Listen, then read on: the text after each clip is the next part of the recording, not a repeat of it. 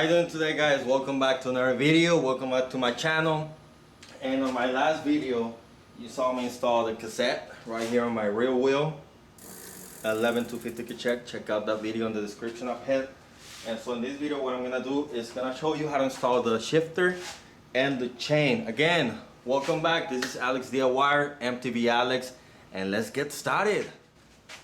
Alright, so in order to change my derailleur and my shifter, they're connected with the shifting cable, so I gotta take that off. And in order to take that off, I need to take off my my grips right here, because otherwise it will not come out. So I'm gonna take, I think it might be a 4mm, no, so it is a 3mm.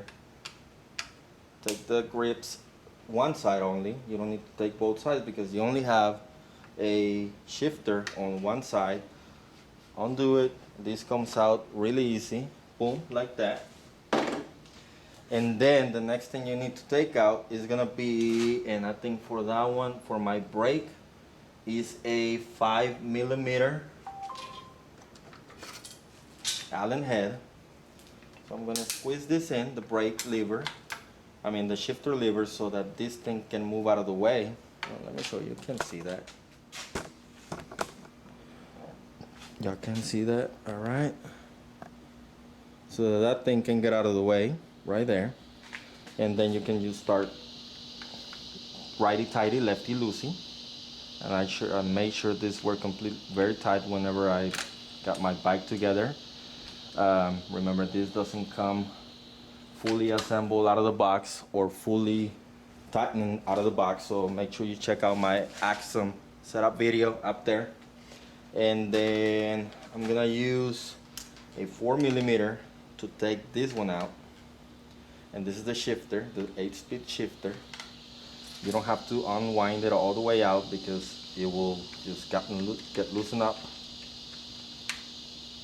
just enough, because you don't want to lose that bolt, and it should just pull right out. So now this is loose. So in order to get that out of the way, we need to get this shifter cable removed. Okay, in order to do that, I'm gonna take my 5mm right there and remove the locking nut right there. Hold it, boom, and as you can see, this goes loose. Now you will not be able to take it out with this retainer at the end, so see if you can pull it out. If you can, great. If not, you can cut it with wire cutters. And now this is completely loose, so if I come over here, I should be able to just pull this out and the wire should come completely loose right there. So now my shifter is gone. Now I will be reusing my boots right here. And your old shifter is old new shifter, because if you have an Axum on 2020, it's almost brand new, so you can still reuse it for a different project, maybe whatever. So this is good to go, but you make sure you keep your boot cables or your sleeves, unless you don't want them and you're just buying new ones all the time. Maybe you have color ones to match your bike or whatever. So either case, I'm gonna be reusing these sleeves. Side. So my shifter cable is removed. Now the next thing I gotta do is remove my derailleur. But before I can do that, I need to break the chain. Now for that, I'm gonna use a chain breaker. So give me 1 second, because my battery is dying and I don't want to leave you hanging. Let me go get another battery. I'll be right back. Alright, I'm back. So I got my battery changed. Hopefully I have enough on this one to change, to record this one. So chain tool, chain breaker. So basically you're gonna put in your chain in between these two red things right there, and what this is gonna do is push in the little pin on the chain, so you can pick any spot because this one does not have a quick release smart chain thing. So all you gotta do, actually, see, all right, so I'm gonna put in the chain it's gonna sit inside this thing, okay? So once you have it in place, it'll hold it in place, and all you gotta do is start going in. Push it in. It's gonna be tight a little at first, but that's okay, and then you're gonna feel it. It's going in, boom. You don't have to go all the way. You do not have to go all the way, because you might want to put it right back on. Just as long as it goes all the way to the last one, stays in there. You can back up a little bit just to check on it to see how far in has it gone. Pull it out and see and check, and it's almost completely out, as you can see. So let me see if this is enough to break it loose, and it is. So all you gotta do is take it out. And this is a new chain that you can use on any other project that you're gonna put in a 8-speed chain. All right, this is an 8-speed chain because it was on the original 8-speed cassette. I cannot use this with my 11-speed cassette, okay? So that's why there's a difference between the two of them. Now, got my chain loose, taken out, so I'm gonna take my 5mm and I'm gonna remove my rear derailleur. And it's pretty simple. You use your Allen head and righty-tighty, lefty-loosey. Again, this is already loose because we took it out. Put it on the side. You don't wanna get them confused. This one is for the front and this one is for the back, okay? Take it out, lose it. Now, whenever you're gonna put in the other one, be careful because you wanna be really nice and soft. You don't wanna overturn the tread, okay? So this is a 8-speed rear derailleur because it can only go so far whenever you're shifting gears. It's not enough for a 11-speed. That's why I'm replacing it. Now my new one, where is it? It's a box 2, 11-speed. It says right there, 11-speed. Check out that video when I got all my parts in. This is already way harder to pull than the original. Look, I have almost no resistance. That's why all the chain flat. This one is a lot harder. And of course you can't tell, but and I think this is gonna people tech. This is where the cable is gonna go through. So again, it already has some Loctite in there. Put it in there. Be careful. I'm gonna use the same 5mm. Okay, now let me show you something. Hopefully you can see it on this side. Let me move my camera over. All right, like I was saying on this, on the derailleur on the back, you have a little lip right here, and this is gonna play a lot of importance whenever you're gonna go ahead and put in your new derailleur. Now, this is the B screw, I think it's called, and this screw has to sit. Let me see if I can focus better. Has to sit on this lip. This is gonna prevent it from overturning. So whenever you put this on, again with your 5mm, make sure you bring it out, up like that. Let me show you right there. Let me zoom in a little bit. Right there. Pull it up, turn it, so that this screw sits flush with this thing. That's gonna prevent thing from going farther over. Now be careful and gentle when you're tightening this derailleur, okay? As you can see right here, this can't move anymore past this, and this is important whenever you're putting this on. Make sure that you use this. It's a stop. You're gonna have to use this for the derailleur, okay? Make sure you do it right, because otherwise you're gonna have a lot of problems. Tighten the derailleur, and now you should be good to go. This is the limit. It will not go farther than that, and we're gonna use that if we need to calibrate this derailleur. Hopefully we don't have to, but that's what it is there for, okay?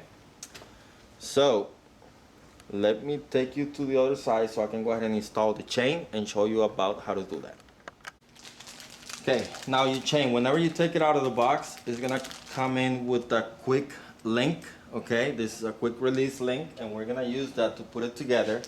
Now it's greased up. You might wanna clean it up a little bit and use your own greaser or grease or chain oil. I actually ordered some dry chain oil because this is way too messy, but again, this is preference, and I'm gonna go ahead and go with the dry. So I'm gonna clean this up just a little bit and install it. Now luckily for me,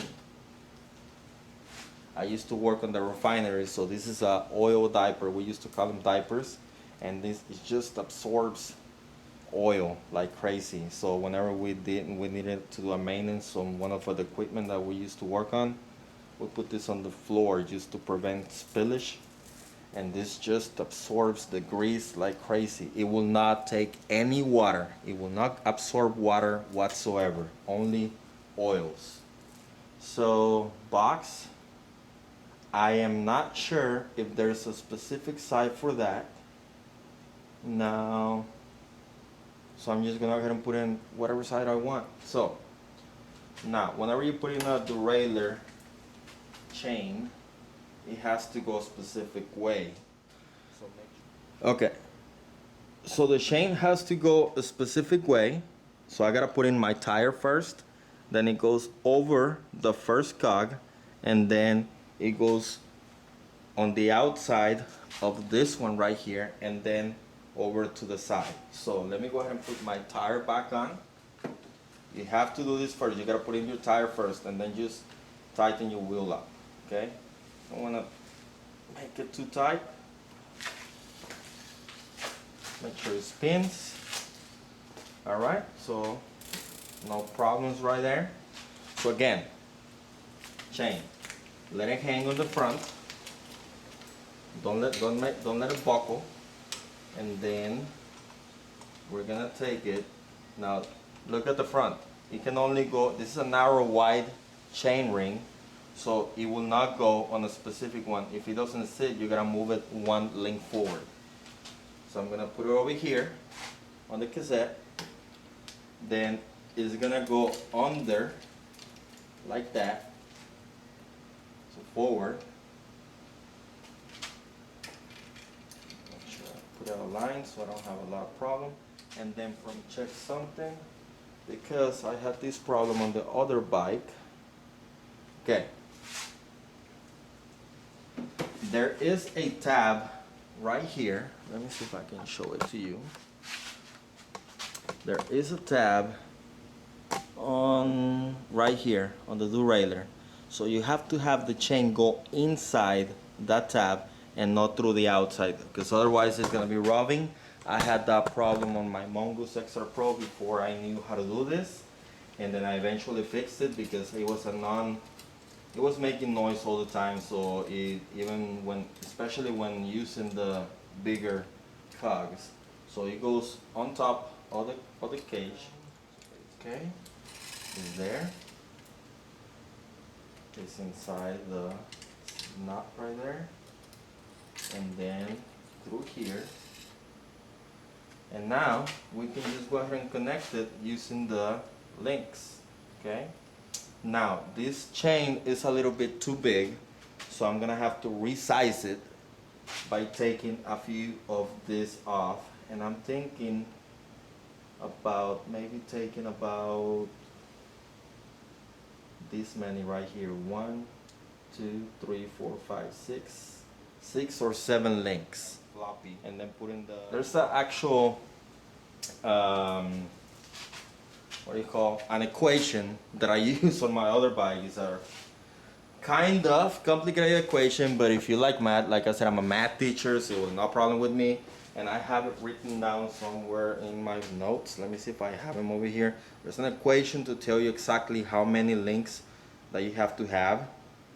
Let me see. But anyway, so you're gonna have to measure the distance from the center right there to the center right here of the chain ring, and then use that length in order to use that equation. Okay, I'm not gonna go into detail about that. If I find the equation, I'll leave it on the link or something like that, but I'm just gonna cut the chain right now. This is 126 links. I might need only 121, so I'm gonna start by taking only 5 links out first and see how it fits. So it's the same process as breaking the chain. I don't want to bore you on that one, so let me take 5 links off and I'll be right back. Alright, so I've taken both of my sides off. This is what I cut off, and what you're gonna end up with on these 2 sides, you have 2 of the inside links, and this is what you're gonna be using to connect the chain. So basically you're gonna put it in one side right here. This is the quick link connector, and the other one right here, and boom, you just snap it into place. So again, one side goes on the back, the other one goes on the front. Again, both of them are the inside links. One you put it outside, and of course the other one you put it inside, and it has its own little pin. So let me zoom in a little bit. So all you gotta do now is connect these two. Now, like I said, I have a little bit of pressure going on right there, and that's exactly what I want. Now, like I said, I'm gonna play with this. If it doesn't work, I might just put in a little more. Now, there's a tool that you can use to hold this together. I do not have that tool, so I'm just gonna move this forward a little bit like that. Now, it's gonna go like that, and then lock it, and then just pull them. Now you can either pull them by hand, or you can use the actual pedal stroke to do that. So my link is right there. So what I'm gonna do, I'm gonna hold my rear brake real quick, hold it in, and just go back hard. Go hard on it. Find your quick link. So, where is it? Let's see if you can see it right there. So this thing, what I did right now, is actually pull the pin all the way out. So it's extended, it's good to go, it's not gonna go anywhere at all. So your chain is in. However, we can't shift or anything right now because we don't have a shifter. So on my next video, I'm gonna be showing you how to install that shifter, and it should go in quick and easy, and I'll expect no problems whatsoever. It's supposed to be already set up, ready to go, so stay tuned for that video. And if you found this how to install the chain video interesting, give it a thumbs up button. Again, please subscribe. I need more subscribers, more likes, more comments if y'all want me to keep doing this DIY things. Again, trying to build a budget. This is my budget build for my Axum. You can check out my other videos on this Axum. I'll leave a playlist up there or on the cards right there somewhere, and you're gonna find them. And again, please like, comment, share, and subscribe. Thank you for doing the chain with me today, guys, and I'll see you on the trails. Goodbye.